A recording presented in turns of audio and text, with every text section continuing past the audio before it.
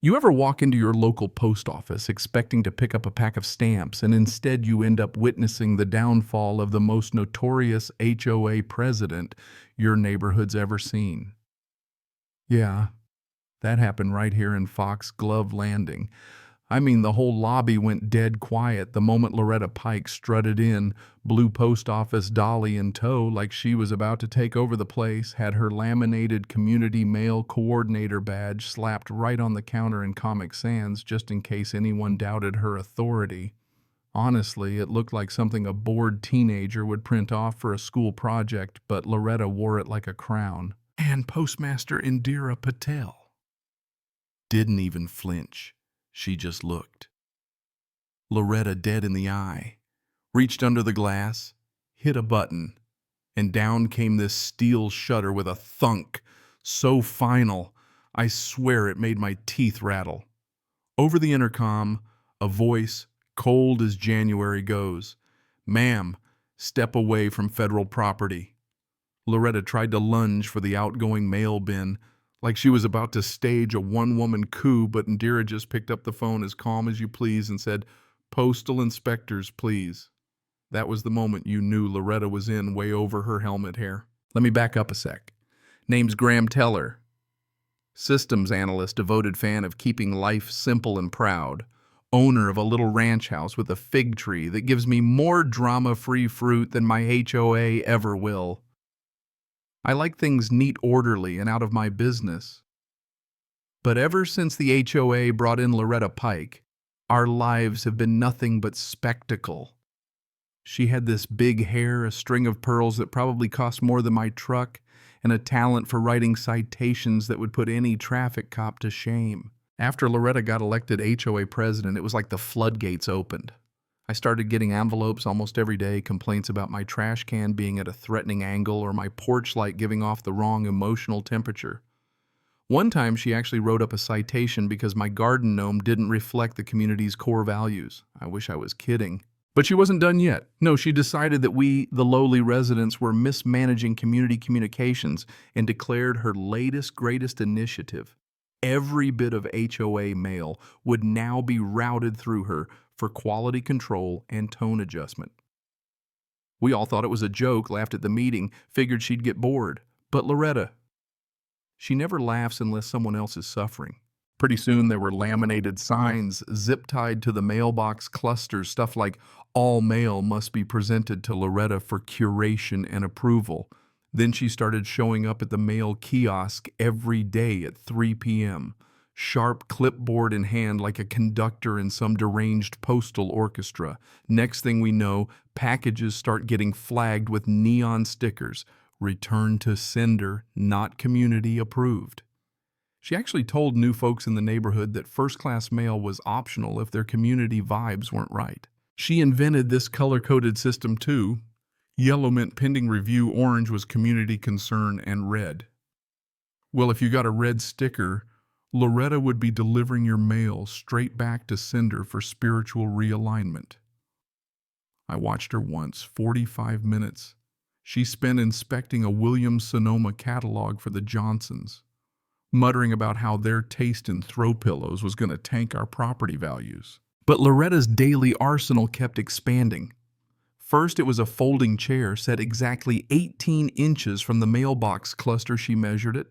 Then she brought in a little table, tried charging folks a $2 processing fee for package retrieval. Nobody paid, but she kept the cash box anyway for appearances. She even got a megaphone to announce mail arrivals and started live streaming herself as the community postal guardian, which got her a grand total of 7 followers. 6 of them were just there for the evidence, trust me. One day she bolted a Ring camera onto a pole right next to the boxes. Said it was for security, but really she wanted to keep tabs on who was ordering fancy wine or meal kits she didn't think suited our middle-class community. My neighbor caught her kneeling by the arrow-locked panel, hands pressed up like she was praying for a sign from the mail gods. She fumbled around with lockpicks, said it was for emergency community access while muttering about federal overreach. When someone called her on it, she said she was conducting a security audit for our protection. Sure, Loretta. The real kicker. A few days later, a handful of us stopped getting due statements, pool key updates, the whole 9 yards.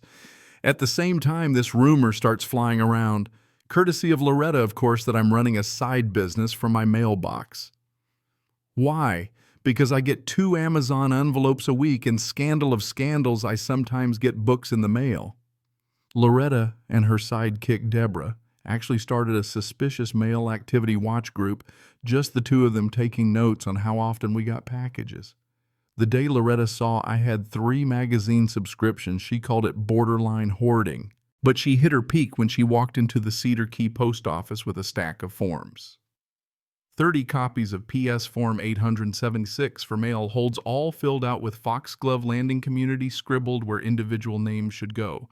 There was a letter on HOA letterhead naming herself as the authorized agent for all of us, signed the Board of Excellence, which I kid you not was just her signature 3 times in different colored pens. She demanded that the staff hold any envelope with HOA on it, or anything that even smelled like community topics, and deliver it straight to her for resident compliance vetting.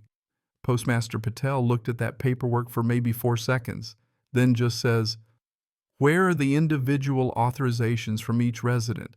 Loretta taps her badge like it's the Constitution and says, "Right here. This gives me all the authority I need." Patel just stared at the security camera, pressed that button, and dialed the USPS inspection service, all without breaking eye contact. That's when things got fun. Later that day, I head in to check my P.O. box and practically trip over Loretta's dolly, which is stacked with other people's mail, looked like a dragon guarding a pile of Bed Bath & Beyond coupons and credit card offers. The next morning, 2 postal inspectors show up, Inspector Reyes and a partner Crisp as their pressed shirts with a local cop for backup. They pried Loretta off her dolly like she was a kid caught hoarding snacks. Inspector Reyes reads her the Riot Act about Title 18 U.S. Code Section 1701 to 1703, mail obstruction, theft, tampering, the whole works. Meanwhile, Indira's printing off screenshots of Loretta's forged forms, highlighting every violation in neon yellow. The inspectors review security footage. There's Loretta rifling through envelopes, snapping selfies with packages like it's a sightseeing trip, even jamming the outgoing slot like she's trying to get a free soda out of a broken vending machine. When they ask who authorized her to collect everyone's mail, she says, "The community did." When they press for specifics, she just goes, "Mine." The cop actually has to cough into his sleeve to hide a laugh. Every single piece of mail gets inventoried, the forms bagged up like a scene from CSI, and Loretta's invited for a little chat in the back room, the kind of chairs that make you instantly regret your choices. That night, the emergency HOA meeting is standing room only, people with lawn chairs, coffee, you name it. I brought popcorn, and being a little petty, a giant copy of the USPS poster about federal mail tampering, 5 years in prison, bold letters. Also, screenshots of Loretta's live streams. She basically made a self-incriminating documentary with timestamps. Inspector Reyes himself reads out a 12-page cease and desist packed with violations, footnotes, legal jargon, the works. The U.S. Attorney's Office is getting a referral for criminal review mail theft obstruction conspiracy. He makes it real clear, any more mail curation and you're getting federal charges, minimum 6 months, no questions asked. But then it got personal. One neighbor's diabetes medication got held up, he ended up in the ER. Another's immigration paperwork got sent back, vibes not aligned, and they almost missed their green card renewal. A grandmother missed the first pictures of her great-grandkid because Loretta decided they weren't community relevant. A business owner lost a $20,000 contract because her mail was delayed.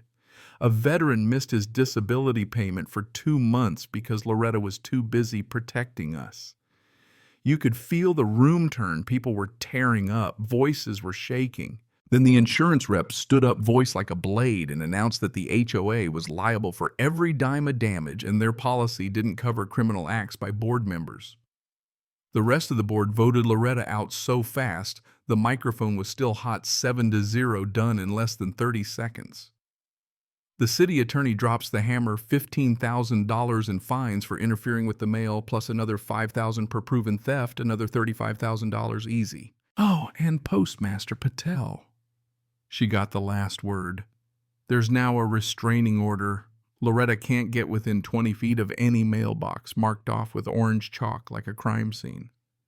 Her face cycled through every shade of red and landed on this purple that frankly looked medically dangerous.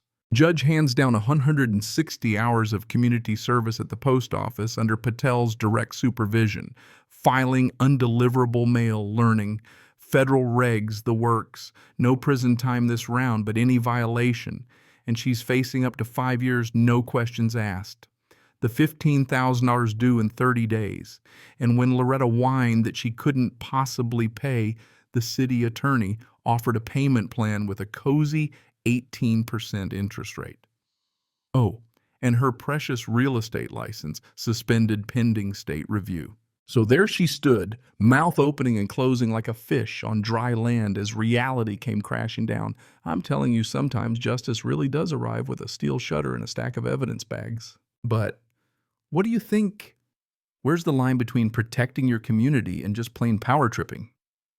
Ever seen an HOA go this far off the rails or had your own mailbox nightmare? Drop your story below and let's talk about what real justice looks like. Don't forget to share, because trust me, every neighborhood's got a Loretta lurking somewhere out there.